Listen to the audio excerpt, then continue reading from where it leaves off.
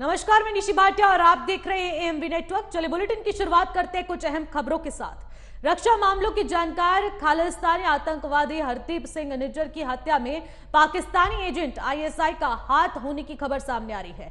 Police ने ISI agent राहत राव के कार्यकालों का दौरा किया है और इसको लेकर खालिस्तानी चरमपंथी हरदीप सिंह निज्जर की हत्या के मामले में 2 घंटे तक पूछताछ की गई।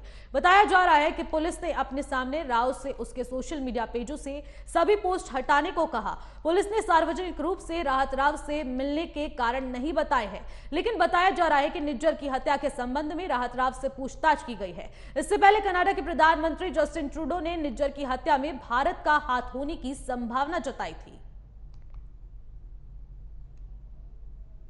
तो आपको बता दें कि हरदीप सिंह निज्जर की हत्या मामले में पूछताछ लगातार जारी है और इसी बीच हरदीप सिंह निज्जर की हत्या में तमाम सुरक्षा एजेंसी लगातार तैनात नजर आ रही है और इसी बीच आईएसआई के कुछ एजेंट से पूछताछ की जा रही है।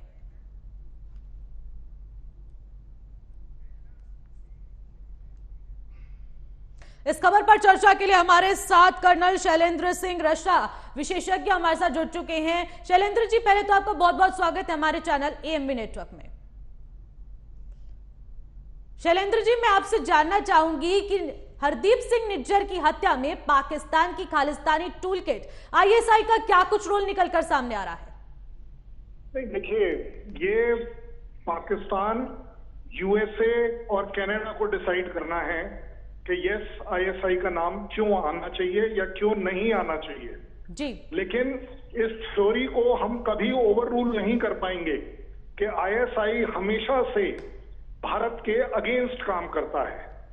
जिस तरीके से पाकिस्तान ने नोटिस किया कि G20 में भारत ने एक बिल्कुल अचंभा क्रिएट कर दिया, इंक्लूडिंग कि कैनेडियन प्रेसिडेंट शायद नाराज भी थे लेकिन वो फिर भी आना पड़ा उन्हें, ये एक अपनी अलग बात है। तो इस बात को, इसमें आग लगाने के लिए आईएसआई इस तरह का काम कर सकता है। ये उसके डीएनए में है, ये उसके कैरेक्टर में है, ये उसकी फितरत में है। बिल्कुल, जिस तरीके से आरसीएमपी जो रॉयल कैनेडियन माउंट पुलिस है वो आईएसआई के एजेंट से लगातार पूछताछ कर रही है, 2 घंटे की पूछताछ हुई है। इस बीच क्या कुछ अहम बातें हुई होंगी और किस मुद्दों पर ये चर्चा हुई है? देखिए, जब भी कभी इन्वेस्टिगेटिंग एजेंसीज इंक्लूडिंग हम लोग भी जब काम करते हैं तो 2-3 चीजें बड़ी क्लैरिटी से समझी जाती हैं कि किसका क्या इंटरेस्ट है।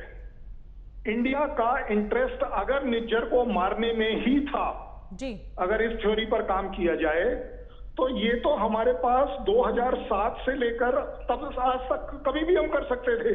बिल्कुल। ये G20 के बाद क्यों, पहली बात।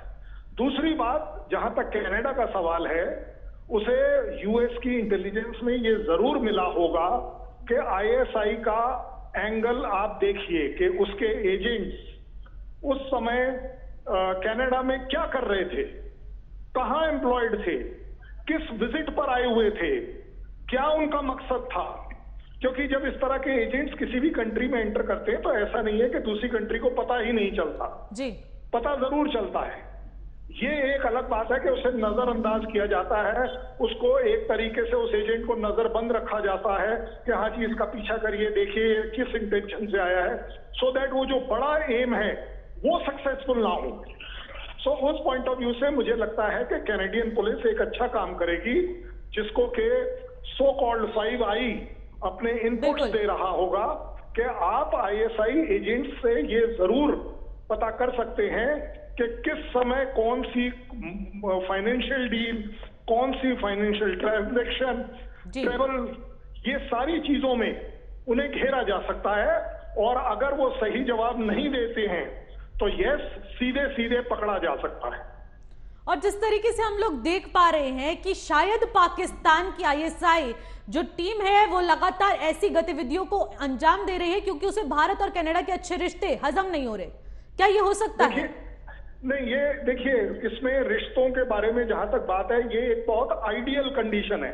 चलिए, हम कैनेडियन प्राइम मिनिस्टर को क्रिटिसाइज कर सकते हैं, वो एक अलग बात है, लेकिन कनाडा और इंडिया के बीच में जो रिलेशन है ये एक यूनिक रिलेशन है जहां पर हमारा और उनका export import absolute win win situation में है। जितना हम उनको एक्सपोर्ट करते हैं वो लोग भी उतना ही हमें एक्सपोर्ट करते हैं। जो दो कंट्रीज के बीच में एक सपना होता है कि आप अगर इस बैलेंस को ला पाए, जिस तरीके से हमारे बच्चे वहां पढ़ रहे हैं, जिस तरीके से वहां की दालों को हम इंपोर्ट कर रहे हैं, ये सारा का सारा विन विन सिचुएशन है। जिस तरीके से Canada so called US bloc में हमारे साथ चलता आया है अभी तक कि yes Pakistan needs to be exposed, कि अगर वो टेररिज्म कर रहा है तो उसके खिलाफ खड़ा होना है। तो ये एक अपने आप में रीजन है कि पाकिस्तान आईएसआई को कभी बर्दाश्त नहीं होगा कि कोई कंट्री उनके खिलाफ खड़ी हो। बिल्कुल, बहुत बहुत शुक्रिया शैलेंद्र जी तमाम जानकारी के लिए। और इसी के साथ जिस तरीके से शैलेंद्र जी ने भी बताया है कि किस तरीके से आईएसआई का भी इसमें बहुत बड़ा हाथ हो सकता है। हालांकि आरसीएमपी लगातार इस पे बातचीत कर रही है और लगातार हर अहम तथ्यों तक जानकारी जुटाने की कोशिश कर रही है। चलिए अब अगली खबर का रुख करते हैं।